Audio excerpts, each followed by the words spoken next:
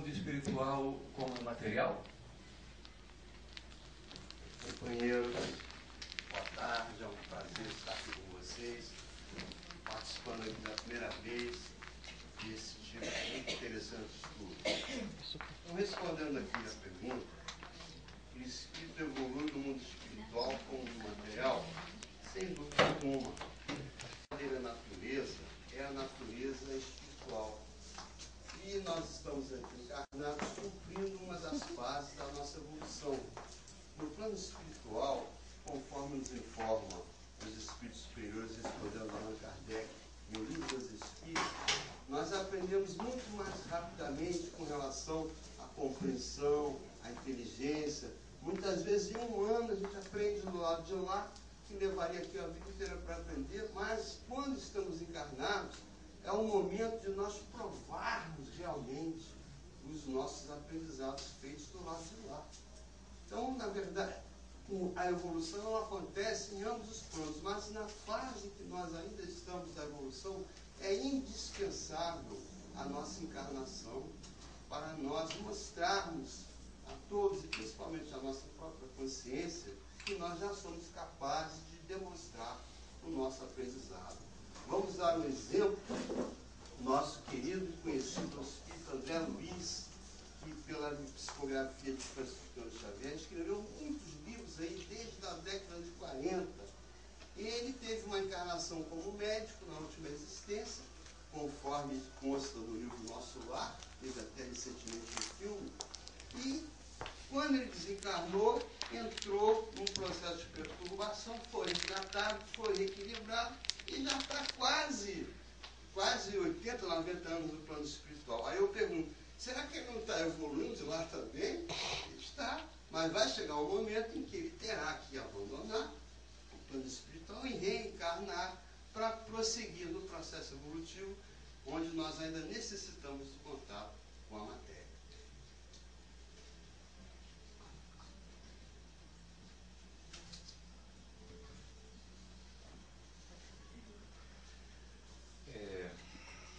Segunda pergunta. Alguns centros acreditam em trabalhos de magia negra e outros dizem que não existem e que não produzem efeito. Como a casa do irmão Tomás trabalha isso? Vocês têm antigoércia? Como não ser mais vítimas de trabalhos? Só usei a palavra vítimas por não ter outra melhor. Boa tarde.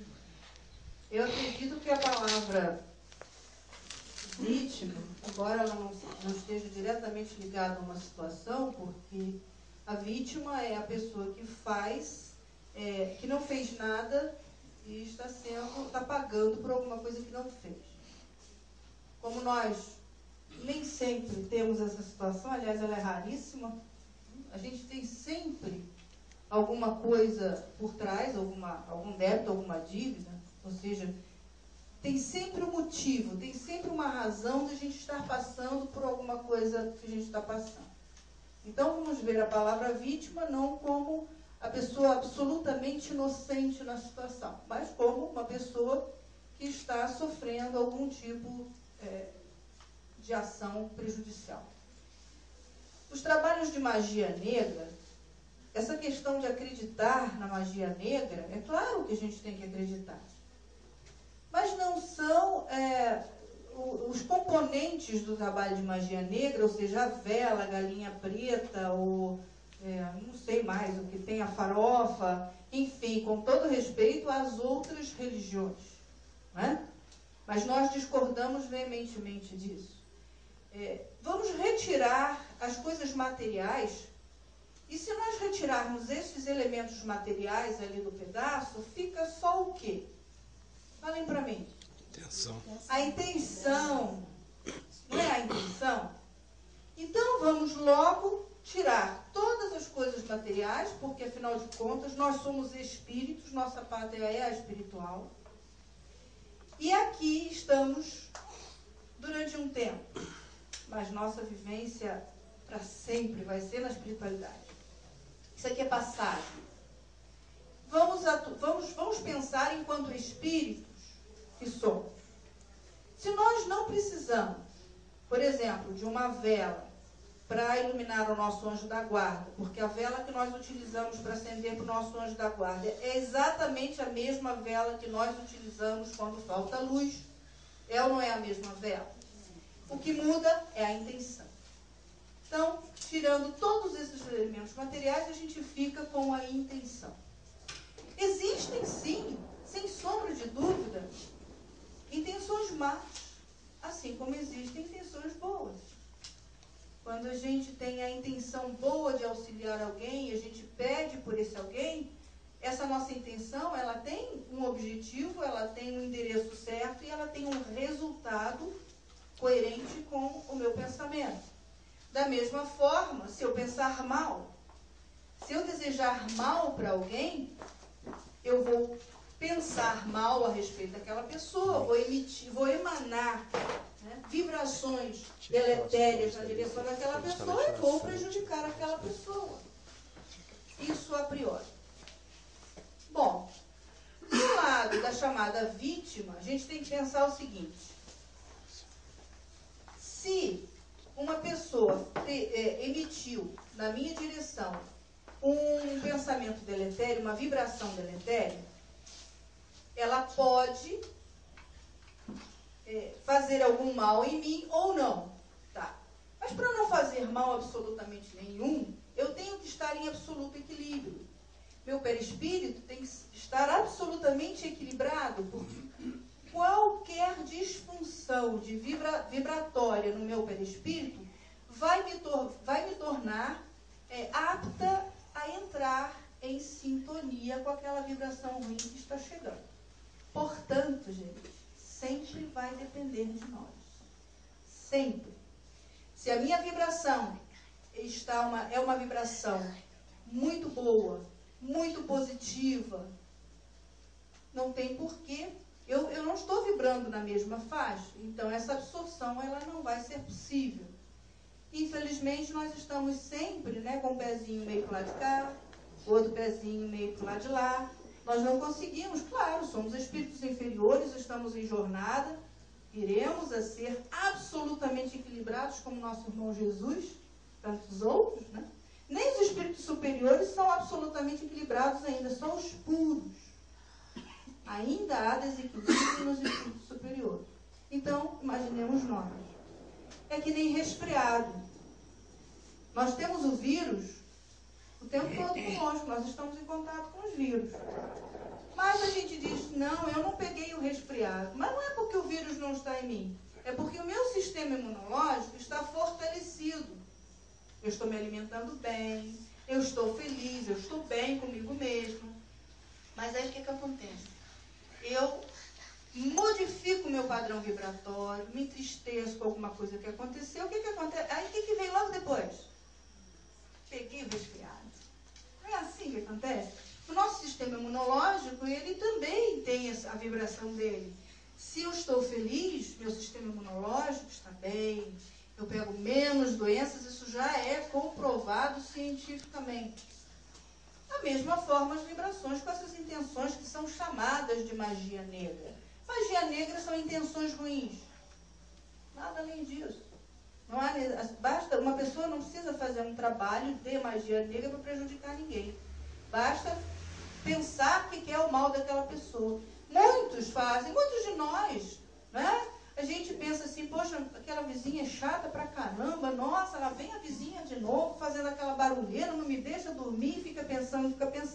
Eu estou fazendo um trabalho ruim, porque eu estou vibrando negativamente na direção da minha vizinha. Amanhã ou depois eu passo na rua, ela me virou a cara, eu digo, não fiz nada pra ela, por que está me virando a cara? Mas a gente sente a vibração, a gente percebe isso, e penetra ou não. Portanto, como é que a casa do irmão Tomás trabalha isso? Como nós estamos trabalhando agora. Conscientização. Não há outra coisa que a gente possa fazer, porque cada um de nós vive o nosso próprio papel. Então, só resta educar e conscientizar para o bem. É isso que uma casa espírita, na sua casa do irmão Tomás, faz.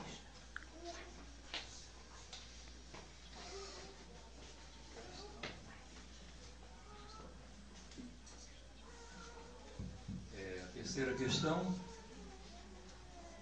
Falta de desejo sexual é um tipo de obsessão? É uma pergunta interessante, porque no livro Sexo e Destino, de André Luiz, psicografado por Francisco Cândido Xavier, o instrutor espiritual que orienta André Luiz no livro, diz que na área sexual, na fase evolutiva que nós nos encontramos, quase que a totalidade dos espíritos encarnados tem problemas nesta área. Então, para responder doutrinariamente a questão, nós diríamos o seguinte: qual é a finalidade, a maior finalidade do sexo na nossa vida? É a procriação. Mas, além da procriação, a gente também admite que essa troca de energia sexual fortalece ambos os cônjuges, né, quando há um envolvimento de equilíbrio, de harmonização e de respeito mútuo. Eu acredito que a falta de desejo sexual não seja uma obsessão. Repare bem, à medida que nós vamos envelhecendo, isso é estatisticamente comprovado, o interesse sexual vai diminuindo, mesmo porque a fase de procriação também vai ultrapassando. Talvez se a pergunta fosse assim: o excesso de desejo sexual seja tipo de obsessão? Aí sim. Mas isso é de pessoa para pessoa. E também já está diagnosticamente comprovado que as mulheres, que são os espíritos encarnados no corpo feminino, e com relação aos homens, possuem, com o passar do tempo no relacionamento, uma diminuição do desejo sexual, sem que isso caracterize uma obsessão. Agora, obviamente, isso aí tem que ser muito bem esclarecido, dialogado com o casal, né? E a nossa vida também vai atingindo outros planos. Vamos imaginar, por exemplo, a vida desses grandes espíritos evoluídos que nós tivemos a condição de conhecer, de saber notícias, Francisco de Assis, da música, um Chico Xavier. Eles já eram espíritos que esse nível de desejo sexual já tinha sido ultrapassado. Era um olhar diferente. É a mesma coisa, por exemplo, quando nós somos mais jovens, esse desejo ele é muito mais impetuoso, muito mais forte, porque é das nossas energias, dos nossos fluidos, à flor da pele. Mas à medida que nós vamos buscando outros interesses, além do interesse sexual, que é uma coisa natural, normal, do corpo humano, né, nós vamos vencendo esse tipo de problema. Então eu responderia que a falta de desejo sexual não é um tipo de obsessão. É uma característica individual que precisa ser detectada com a sua causa. Se já está alcançando novos níveis de compreensão, né? Por exemplo, o amor. O amor está por trás de tudo, conforme nós sabemos. E o sexo é uma das manifestações do amor. Então a gente ama o nosso cônjuge, a gente ama os nossos filhos, a gente ama os nossos pais, mas cada um desses tipos de amor, eles são diferentes. Eles têm um sentimentozinho característico dentro de nós, né? Você, quando vê uma criança aprendendo a andar, dá uma coisa tão boa na gente de sentir aquele carinho. Isso é amor também. E o sexo também, propriamente, também é uma manifestação desse amor. Só que a administração da quantidade, de quantas vezes, em que idade, isso é uma coisa pessoal que nós vamos ter que ir acostumando a nossa natureza e lembrando que quando nós desencarnarmos, né, as nossas vibrações sexuais continuarão a existir, só que elas terão que ser direcionadas em alto nível, porque o relacionamento sexual, ele acontece aqui quando a gente está encarnado. No plano espiritual, ele dá-se de uma forma diferente que a gente ainda não tem muita informação. Mas, por exemplo, no livro Os Mensageiros, de André Luiz, há referência de duas companheiras de André Luiz que estão lá na casa de Alfredo Ismael, e uma delas dizendo que brevemente irá fazer o casamento espiritual com o seu amor, que está em outro plano. Como é que esse casamento? Eu não sei, mas vamos esperar que a gente vai chegar de lá. Depois a gente conta, né? Então, concluindo, amigos, essa falta de desejo é comum isso, principalmente nas mulheres, à medida que o tempo vai passando. E os homens, respectivos maridos, têm que compreender isso e também arrefecer um pouco, né, o seu desejo. Porque o desejo, a sensualidade, informa-nos, os Espíritos respondendo a Kardec no Livro dos Espíritos, é um dos óbices, é uma das dificuldades do desprendimento do corpo após o desencarne. Então nós temos que nos lembrar disso. O que vai nos reter quando a gente for abandonar um corpo carnal? Então, a sensualidade não é como diz a moda, não é um pecado, mas é uma coisa que ela tem que ser dosada com equilíbrio, com justiça e com harmonia. Então, dessa forma, quem fez essa pergunta aqui pode ficar tranquilo. Não está obsessionado. Se fosse contrário, Isso é o pinga-fogo, né? Quer dizer, uma pergunta. Eu vou responder no que diz respeito a um médium ostensivo, ou seja, essa inspiração através dos espíritos para um artista. Esse artista é um médium ostensivo ou esse artista é um médium como todos nós, porque todos somos, né? Bom, sob o ponto de vista do médium, quer dizer, o artista que é médium ostensivo, isso eu posso falar até de bandeja, né? É uma pincelada que a gente quer dar, e antes de dar aquela pincelada difícil, às vezes a gente está pintando um olho, vai pintar uma parte da mão, e quer dar e tem que ser uma pincelada só. E a gente faz uma prece, pede a inspiração, o toque, né? E a mão vai lá e pum! Quando você viu, saiu direitinho, e a gente ainda olha assim, nossa, ficou bom mesmo o negócio, né? Que olho que saiu. Isso é receber uma inspiração. A gente não está falando de incorporação, nada disso, né? E sim de inspiração.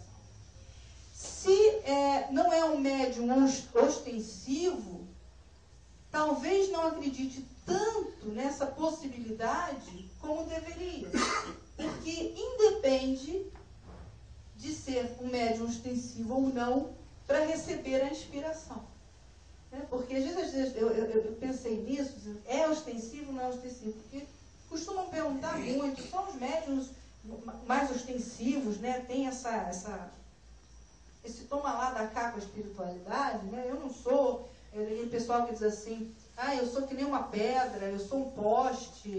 Não!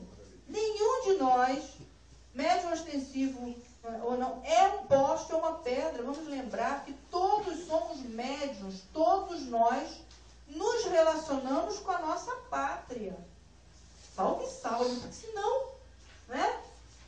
A pátria espiritual não seria a nossa casa se nós não tivéssemos o mínimo de correspondência com os espíritos, principalmente nossos anjos da guarda, que é aquele que está ali nos inspirando, nos aconselhando o tempo inteiro, sempre que a gente precisa, ele está ali de imediato. E através da inspiração. Quem não é médium ostensivo não tem direito a ser inspirado ou ouvir o seu anjo da guarda? Ai, que papai do céu não dá legal. Porque todo mundo tem, então todos somos. Então, o médium ostensivo, às vezes, pela própria mediunidade ostensiva, ele vai perceber a proximidade, que houve uma aproximação de um espírito, de um Leonardo da Vinci, quem sabe, né? Quem sabe, né? A gente nunca perde a esperança, né? Mas sempre sente a proximidade. Quem não é ostensivo pode não perceber. Mas o resultado final da ação, não creio que tenha diferença, não. O que você acha? Não, essa parte de inspiração é realmente uma coisa fantástica. Porque fala-se muito do sexto sentido, né? Nós temos 5 sentidos, mas a gente já percebeu que temos um sexto sentido começando a se desenvolver, principalmente as mulheres. As mulheres têm um sexto sentido bem desenvolvido. Né? Os homens, né? Há exceções. Então, realmente, essa inspiração é uma coisa fantástica que nós temos que estar mais atentos para podermos identificar quando ela vem. E mesmo se não a identificarmos, não tem problema. Mas se estivermos sintonizados, quando a gente perceber, nós já estaremos sintonizados com essa onda que nos alavanca para frente. Eu achei que você respondeu muito bem a colocação. É seu. Vou mandar ela para casa. Eu gostaria também de saber. Mediador, você para essas coisas. É que às vezes me encomendam letras de música, e desde os anos 80, quando eu fiz música, que eu costumo fazer. E na história, eu sou professor de história, também trabalho textos musicais numa coisa chamada arte-educação, que é pegar, por exemplo, um determinado assunto, transformá-lo em poesia, 5, 6 páginas e tal, para facilitar a compreensão dos alunos que ficam cantando e declamando aquele ensaio. É impressionante, o assunto é chato, aí você empaca num determinado momento, aí você para e de repente vem uma quantidade tão grande de informação que a sua mão não dá conta de digitar o que. Às vezes eu saio do computador e vou para a caneta, que é um instrumento muito mais anterior que o computador, para poder dar conta daquela situação. E depois, anos depois, eu estudo no computador coisas dos anos 98, 99, por exemplo, quando eu ainda trabalhava em Guapimirim, eu leio e falo, não fui eu não seria capaz. Hoje eu não seria capaz de fazer aquilo que eu fiz há 10 anos atrás. Ou seja, a coisa funciona assim e não precisa ser ostensivo, não, realmente. Pergunta para ele, o que devemos fazer para nos preparar para a nova era? Como podemos correr atrás do tempo perdido? Como seria uma boa forma de começar? Então, nós vemos aqui 3 perguntas aqui, né? Muito interessante. E como devemos fazer para nos preparar para a nova era? Da mesma forma que a Eliana falou dessa inspiração que a gente capta sem perceber, se nós estivermos imbuídos uma boa vontade de acertar, ouvindo as influências da nossa consciência, né? Lá no Livro dos Espíritos, há referência, Kardec pergunta peremptoriamente aos Espíritos, onde está escrita a lei de Deus? E os Espíritos respondem, na nossa consciência. Então a nossa consciência é a voz de Deus nos dizendo o que nós devemos fazer para acertar. A gente faz se quiser ou não, mas tem aquela vozinha dentro da gente. Então essa nova era ela já vem acontecendo e muitas das vezes a gente sem perceber nós já estamos conectados nas ações necessárias. Agora, como podemos correr atrás do tempo perdido? Quando falo em tempo perdido, eu sempre lembro dos diálogos memoráveis que há aí na bibliografia espírita, de conversa com espíritos sofredores, nas reuniões mediúnicas, né? E mesmo nas experiências das casas espíritas, sempre se fala assim, meu amigo, o que passou, passou. Não tem como mudar. Tem como mudar o passado? Então, vamos daqui para frente tentar modificar o que nós já não somos capazes de acertar. E aí eu me lembro, né? Tem um livrinho de casos de Chico Xavier, onde ele nos narra uma coisa interessantíssima. Houve uma época que o Chico Xavier estava sofrendo muito, como todos nós, né? Temos sofrimentos. E ele chegou para Emmanuel e falou assim, Emmanuel, pelo amor de Deus, você que é o Espírito Superior, leve a minha súplica a Maria, Mãe de Jesus, que ela me dê alguma mensagem, me mande alguma coisa, porque eu não estou suportando a carga do sofrimento. Aí Emmanuel falou, eu vou tentar cumprir o seu pedido. Passados alguns meses, Chico já tinha até esquecido que tinha feito a pergunta, que o nosso sofrimento às vezes faz a gente esquecer as coisas, né? Aí veio Emmanuel com a resposta. Chico trouxe de Maria uma resposta para você. Ele ficou todo ansioso, né? E ela trouxe para você uma pequena frase que pediu para você colocar na frente assim, do seu armário, para você todo, quando você estiver sofrendo, quando você estiver carregando aquela carga, aí você lê a frase. E qual é a frase? Você, isto também passa. O Chico ficou meio assim, é. Aí ele colocou lá, né, no armário. Aí acordava com dificuldade e disse, isso também passa. E começou a perceber Só que você tem que ter cuidado também, que nos dias que você estiver alegre, estiver feliz, né? Não, isso também faz. Então, uma receitinha pequena que ele recebeu para orientar os passos. E de que forma começar?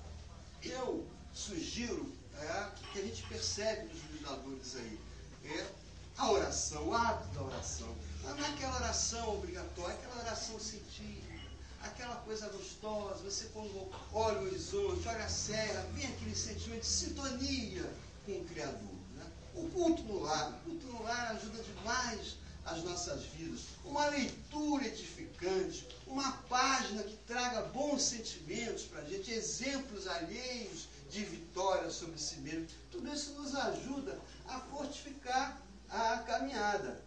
Na semana passada, por exemplo, nós estávamos lá no Rio de Janeiro assistindo uma palestra do Divaldo Pereira Franco na Hebraica, e ele contou uma experiência dele pessoal na palestra, quando ele disse assim, que ele estava também sofrendo muito. Aí a Joana chegou para ele e falou assim, baiano, quando a Joana chama ele de baiano, é que vai dar alguma bronca nele, né? Você fica reclamando, olha só, você é filho de Deus. Ele tinha acabado de psicografar esse livro belíssimo, Filho de Deus. Você é partícipe de todo esse universo, das estrelas, das montanhas, das galáxias. Olha só que bênção você tem, você fica reclamando. É mesmo, irmão, Mas veja só, quando é que eu vou receber essa herança? Quando Deus morrer. Já está esperando. Então, tem essa necessidade da persistência. Tenhamos sempre persistência, e quando a gente menos esperar, nós já teremos conseguido vencer os nossos inimigos que estão dentro da gente mesmo.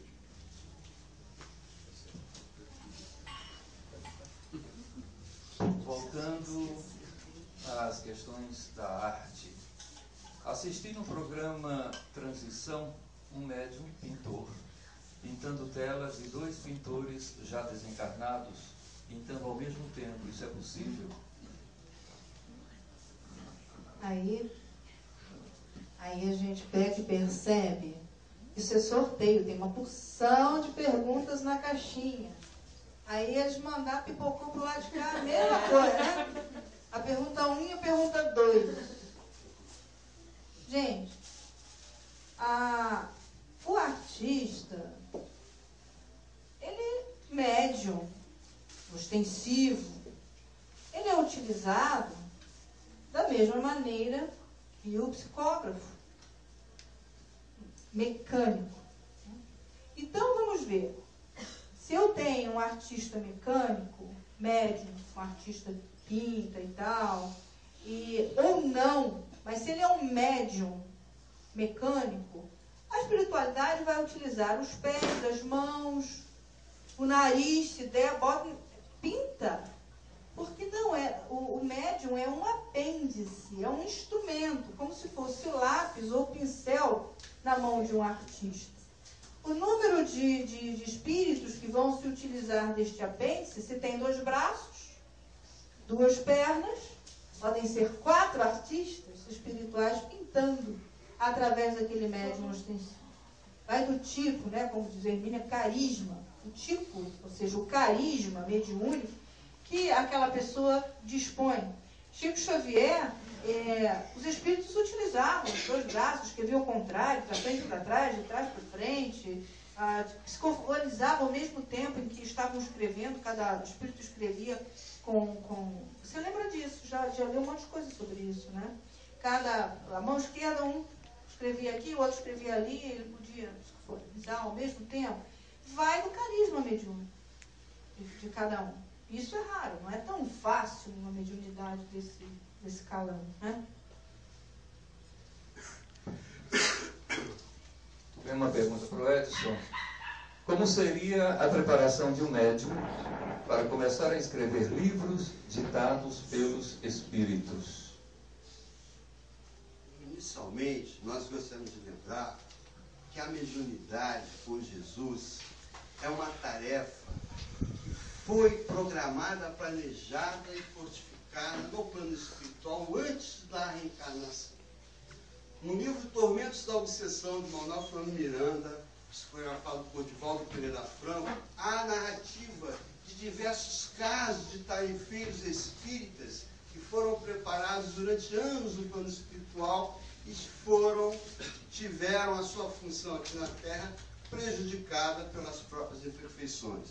No livro Os Mensageiros de André Luiz também há referências a diversos casos de espíritos que se prepararam por 30, 40, 50 anos no plano espiritual para serem fortificados, orientados na tarefa a ser cumprida. E aí, quando encarna, na linguagem dos espíritos superiores, a Terra é o país da neblina, porque a carne dificulta a nossa visão. Nós que moramos aqui na Serra, quando fala que a neblina complica mesmo. Experimenta subir a serra aqui, quando está com neblina, você não enxerga nada. Então a gente perde o foco. Então a preparação mediúnica é uma coisa muito séria. Inclusive, nós temos informações também no livro Voltei, também do psicografado do Chico Xavier, de um companheiro que foi presidente da Federação Espírita Brasileira durante muitos anos e desencarnou. E quando chegou do lado de lá, ele trabalhava na causa espírita, fazia palestras, dirigia reuniões mediúnicas, tinha todo o conhecimento prático e experimental da doutrina espírita. Quando ele chegou do lado de lá, quando se equilibrou, entrou em contato com o Emanuel e falou assim: eu queria ir lá em Uberaba, no Chico Xavier, transmitir uma mensagem para os meus parentes. Eu falei: não, você tem que entrar no processo de sintonia, de treinamento. Isso leva muitos anos até você conseguir sintonizar na faixa do médium e na faixa do espírito comunicante. Então, essa questão aqui, como seria a preparação de um médico para começar a escrever livros ditados pelos espíritos? Muito estudo, muita vigilância, muita concentração e, principalmente, muito esforço no sentido de captar a mensagem. Porque a mediunidade psicográfica, diferentemente da época de Allan Kardec, toda a codificação espírita foi feita com a utilização majoritária da mediunidade psicográfica, por escrito. Hoje, ela está muito em desuso, são raros, existem, mas são raros os casos. Por quê? Porque a mediunidade psicofônica, ou os médiuns falantes, é a que é a mais utilizada, é mais prática, é mais rápida, é uma conversa fraterna. Então, a psicografia hoje dificilmente funciona como processo de orientação, auxílio e socorro espiritual a espíritos sofredores. Não, ela funciona muito nessa parte de divulgação de mensagem, de divulgação de pensamentos de esperança, que eles já existem aos milhares nas obras espíritas. Com isso eu não quero desanimar os médios psicólogos, mas nós temos que ter muita atenção e passar pelo crivo da razão as mensagens que chegam pela psicografia. Então, quem fez essa pergunta? Não quero desanimar, mas se quer realmente ser o espelho cristalino das vibrações superiores que vem de mais alto aqui para nós na Terra pela psicografia, se esforce, se estude e conseguirá. Juliana?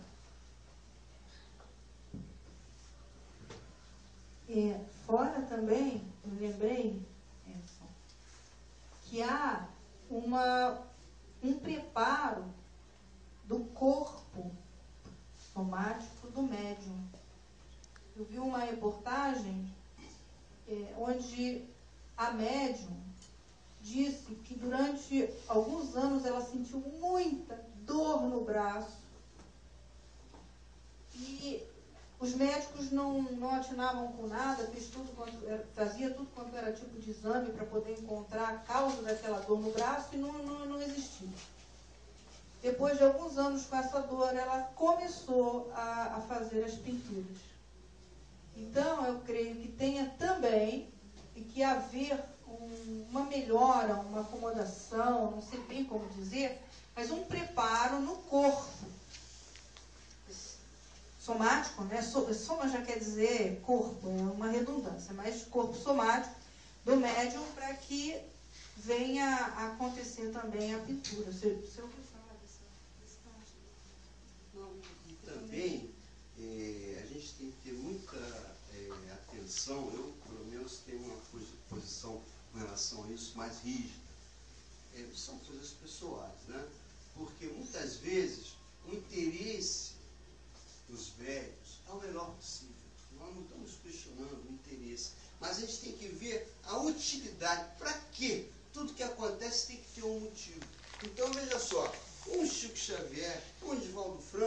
são médios que já atingiram, após muito trabalho, essa condição. Agora, muita gente se preocupa com a seguinte pergunta: quem é que vai agora substituir o Chico Xavier? Quem substitui? Essas coisas são naturais. E as obras espíritas, dificilmente nós vamos ter novidades do que já existe.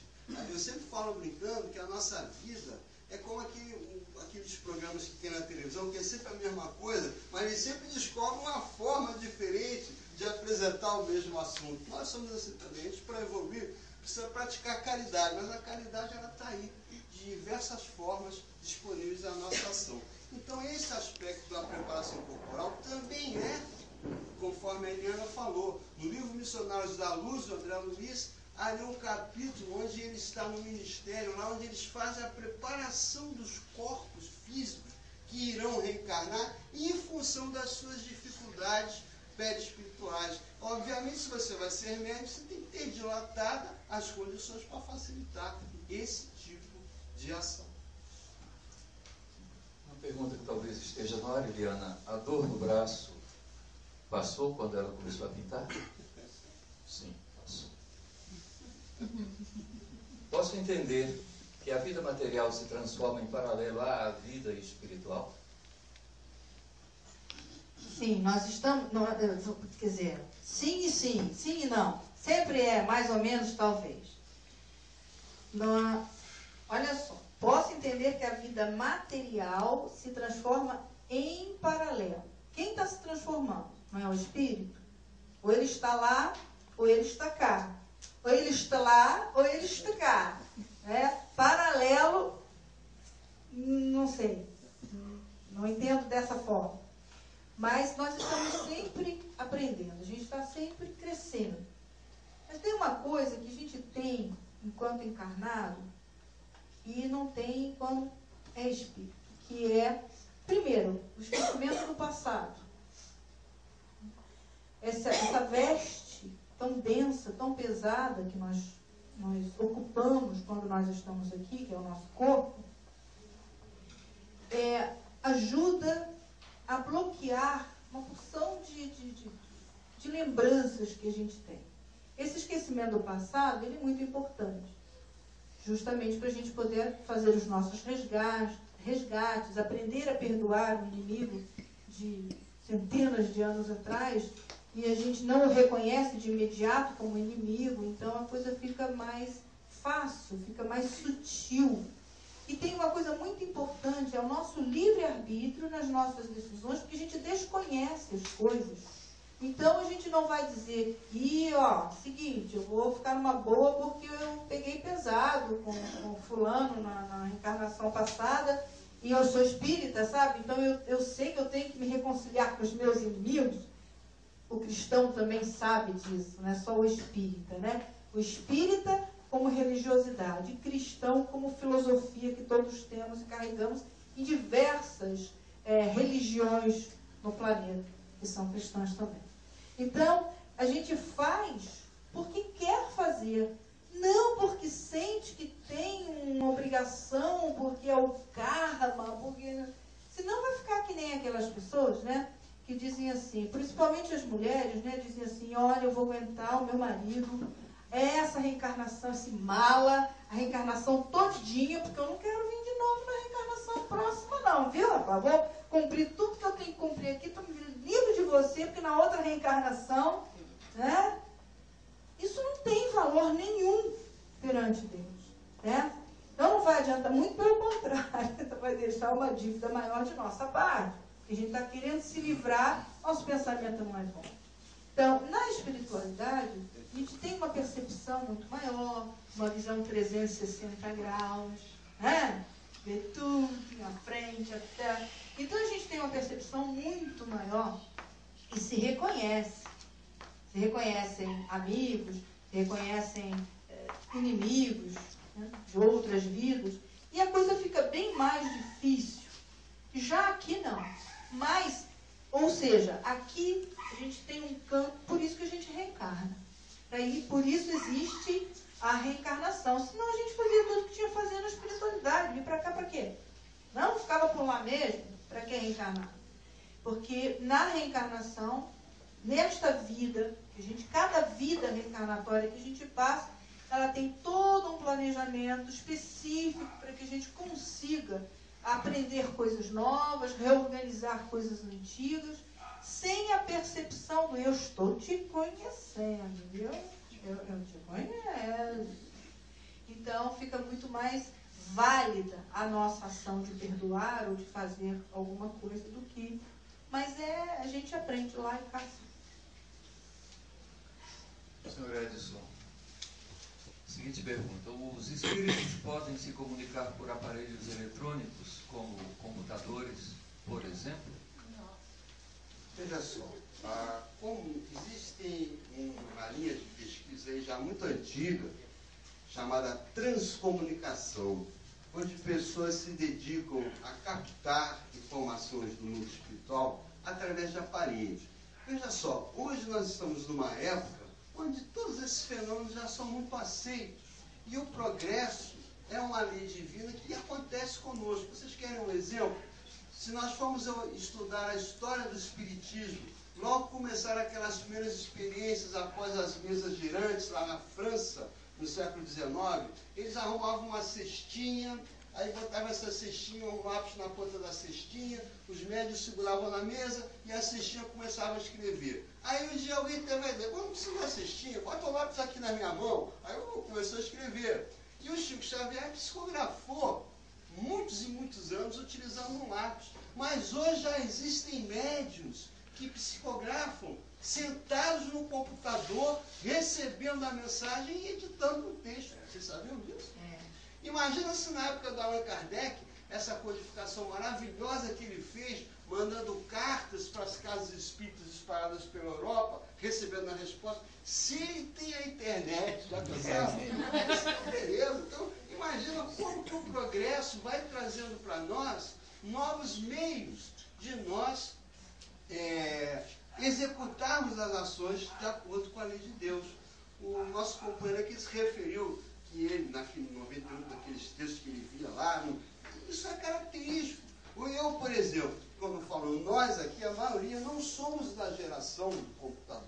O computador, quando chegou, nós já tínhamos aí 20 e poucos anos. Então, eu, pessoalmente, tenho muita dificuldade no uso do computador. Mas quando eu vou ler uma proposta, quando eu vou ler um texto, quando eu vou fazer um projeto, eu tenho que botar o lápis na minha mão.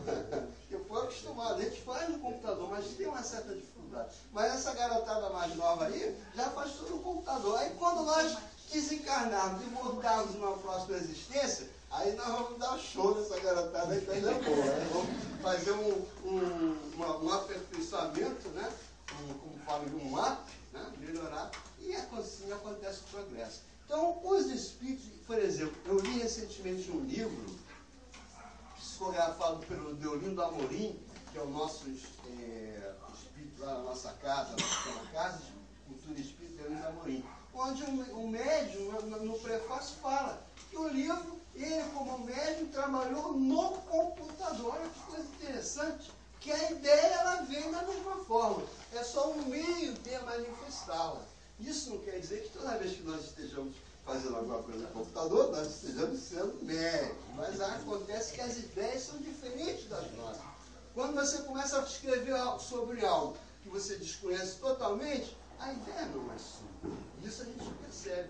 Então, o nosso futuro aqui é belíssimo, e eu acho que o mundo de regeneração que já está chegando, conforme nos disse o presidente da Federação Espírita Brasileira, Nestor Mazzotti, nós já estamos no canteiro de obras do mundo de regeneração.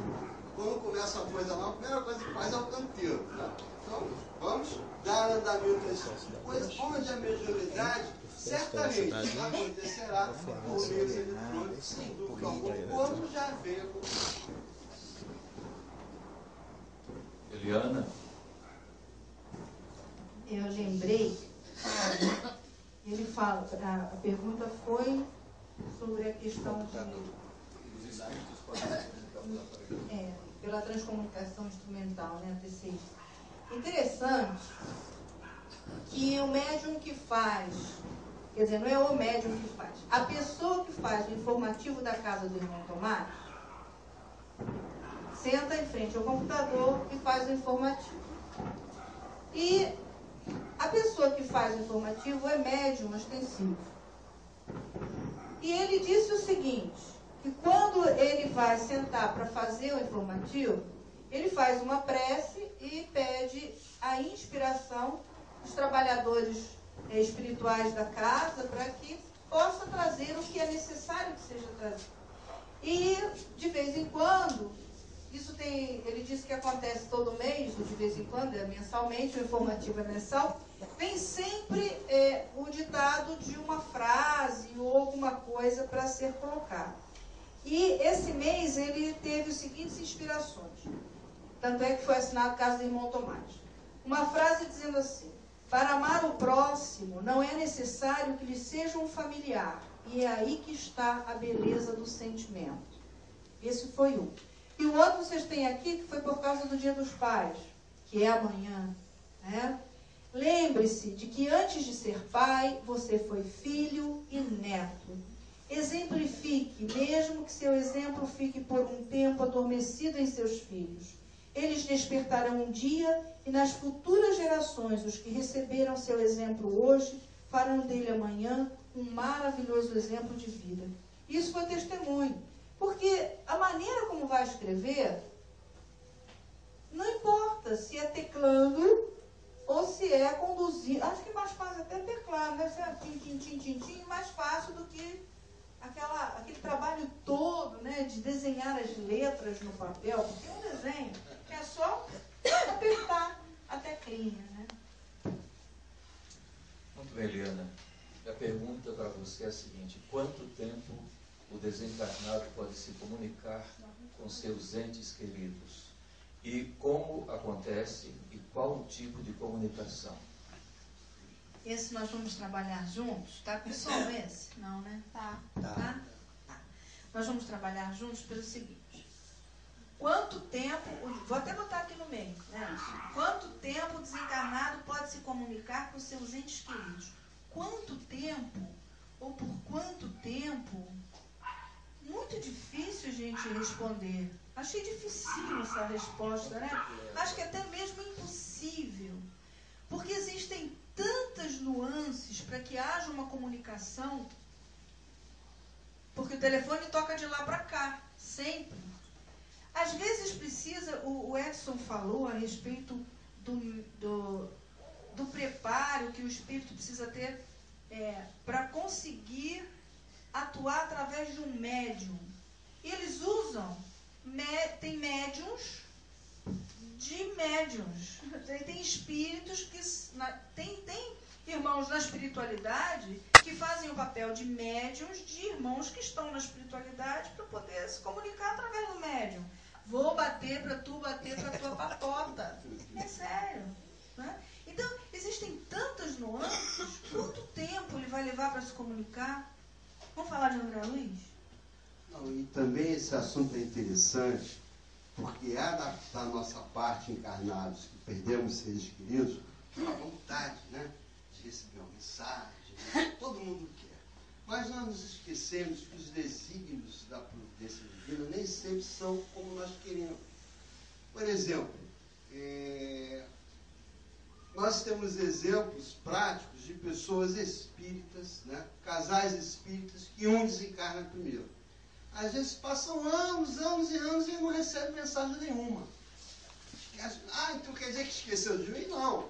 E o sonho? Você já lembrava do sonho? Muitas vezes, o que acontece no sonho? No sonho nós nos desprendemos do corpo e vamos encontrar com aquelas pessoas com as quais estamos ligados. No livro Entre a Terra e o Céu, de André Luiz, há referência já num capítulo específico do encontro das mãezinhas com os filhos pequenos recém-desencarnados. Por exemplo, a mãe perde um filho com 4, 5, 6 anos. E, durante o sono, ela se desprende do corpo e vai encontrar com a criança que está sendo tratada lá no mundo espiritual. E aquela maravilha, aquela...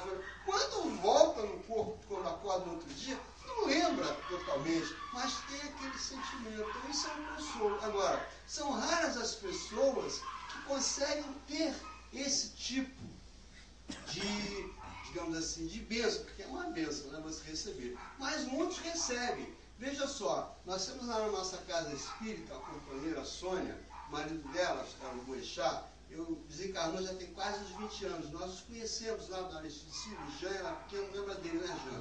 O Jean um dia foi pequeno já, né?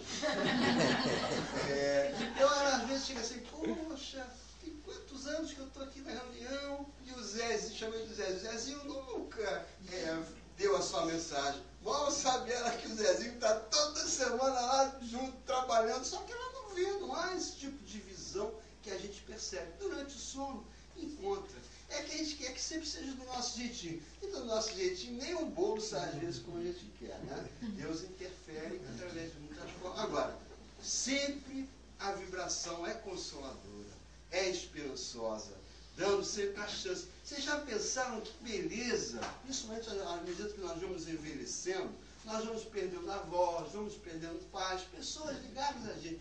Quando a gente desencarnar, encontrar com essa turma toda, vai ser uma beleza, vai ser bacana. Alguém quer encontrar amanhã com eles ou não?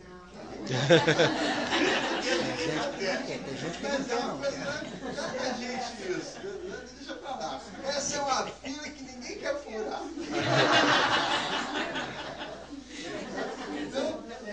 Não temos paciência. Mas a pergunta é amanhã que você quer. Amanhã. Muitas vezes, alguma coisa que o companheiro ou a companheira já desencarnado quer falar pra gente, ele faz chegar através de outros meios, através da palavra de um amigo, através de uma mensagem, através da letra de uma música, através de um filme, através de uma cena de TV, nós somos despertados por mensagens que nos acalentam o coração. Então, tenhamos paciência. Às vezes, através da inspiração, porque está ao nosso lado. E a gente não percebe, porque nem todos podem perceber. Né? Meu pai desencarnou e eu só o percebi um pouco depois e nunca mais, tem anos. Já minha mãe, de vez em quando eu a vejo, ela está perto, se preocupa muito com a irmã dela e vem e fala. Então, é muito relativo, né, essa questão.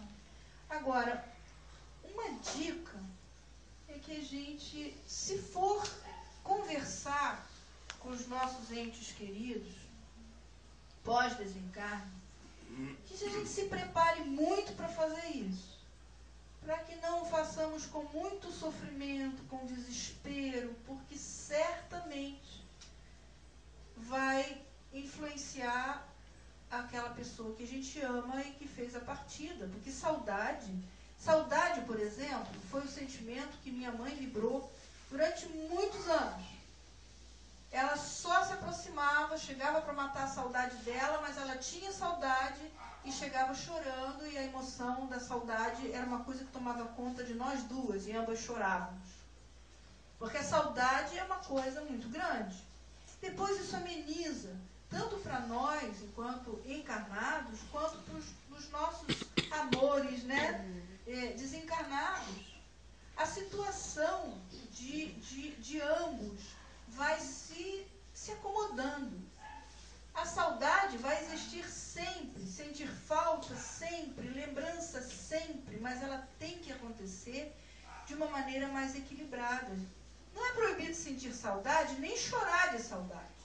Imagina se fosse proibido, né? Mas a gente tem que tentar evitar vibrações muito descompensadas, porque elas vão interferir na uma das nossas vidas que está desencarnado, que a gente vai reencontrar um dia. Né? Às vezes pode ser que não seja nem logo depois que a gente desencarne.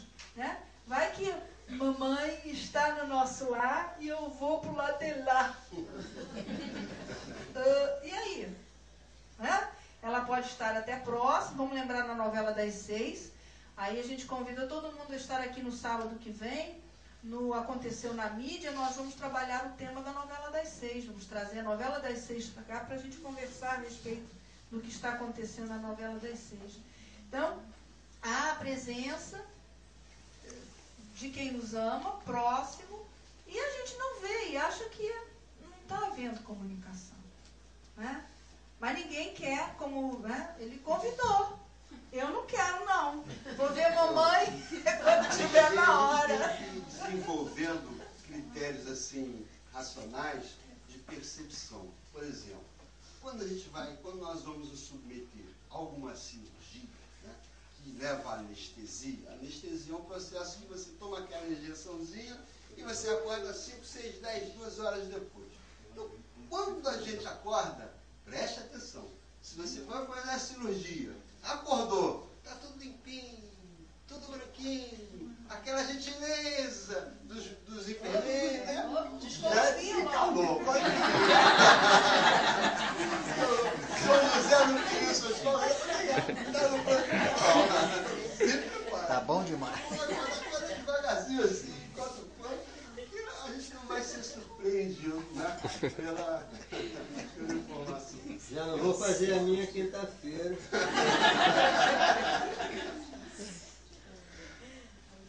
É a última pergunta em função da hora. Quando do atendimento em uma passividade, o que o esclarecedor deve fazer se o espírito manifestado é seu próprio obsessor? Continua só a esclarecer ou pode ajudar? Eu pede a ajuda a outro esclarecedor. Seria interessante explicar para a plateia. Veja só, aqui a pergunta se refere nas reuniões mediúnicas. O médium muitas vezes dá passividade a um espírito em desequilíbrio, a um espírito sofredor. Né? Normalmente altera o tom da voz, altera os gestos, altera o batimento cardíaco do médium. E sempre vem alguém conversar com esse espírito sofredor que se manifesta através de um médium.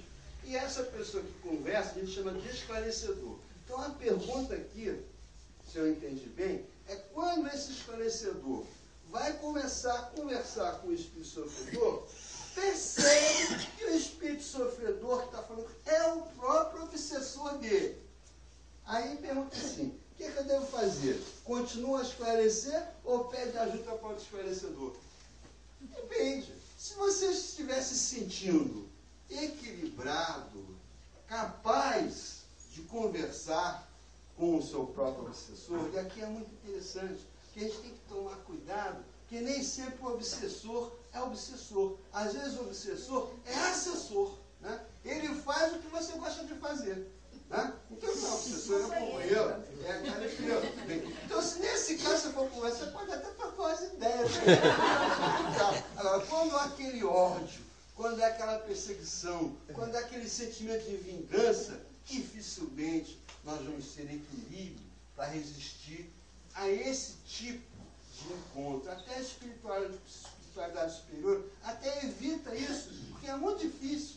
Como a gente vai encarar os nossos inimigos? Então, nesses casos, tem até uma companheira muito antiga lá na nossa casa, é uma unidade de pessoa, ela trabalha como esclarecedora na reunião mediúnica. E às vezes, quando vem esses espíritos mais difíceis, ela fala, meu irmãozinho, espera um pouquinho aqui, que eu vou chamar quem entende mais do que eu. Aí nós convida a outra companheira para vir conversar. Ela percebe que não vai ter condição. Mas isso é muito íntimo, cada um sabe assim. Agora, se você se sentir incomodado, porque o esclarecimento tem que ser feito de uma forma cristã, de uma forma equilibrada. Se você sente a sua emoção alterada, convém que você chame uma pessoa neutra para conversar. Porque a gente legislar em causa própria é complicado. Então a gente chama alguém que está cavaleiro do problema e tem meios melhor de conduzir o diálogo. Mas isso o esclarecedor equilibrado, o próprio dirigente da reunião,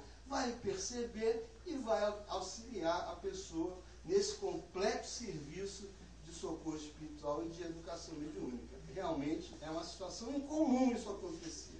Porque, para finalizar, muitas vezes, quando a gente vê o sofrimento de outra pessoa e nós estamos passando por alguma coisa semelhante, a gente acha que aquilo é para a gente. Né? Às vezes você escuta uma mensagem na casa espírita e fala, opa, essa mensagem aqui é para o meu marido. Né? A gente sempre acha o endereço e nunca é para a gente. Mas nesses casos, né, a gente percebe como é necessário continuar ou não o diálogo. Aí é necessário muita humildade, muita simplicidade e muita ligação com o plano superior. Porque porque se nós não formos nos deixar levar pelos nossos ímpetos, o desastre será inevitável. É o que vem acontecendo nos últimos séculos, nas nossas repetições reencarnatórias, que nós não temos sabido manejar, controlar os impulsos do homem velho, que veio colocar em sacrifício os nossos planos. Mas isso já acontecia no passado, não acontece mais. Hoje o nosso desenvolvimento, a nossa dedicação, a nossa tarefa no bem, ela é muito maior do que era antes. E se nós conseguirmos ter um aproveitamento regular, sairemos vitoriosos. Ninguém vai acertar tudo. Mas se a média para passar é 5, tira 6, tira 6,5, não passa? Agora, se a média for 7, tirar 6, aí não dá, né? Passa, mas a defasagem é de 35% a 40%.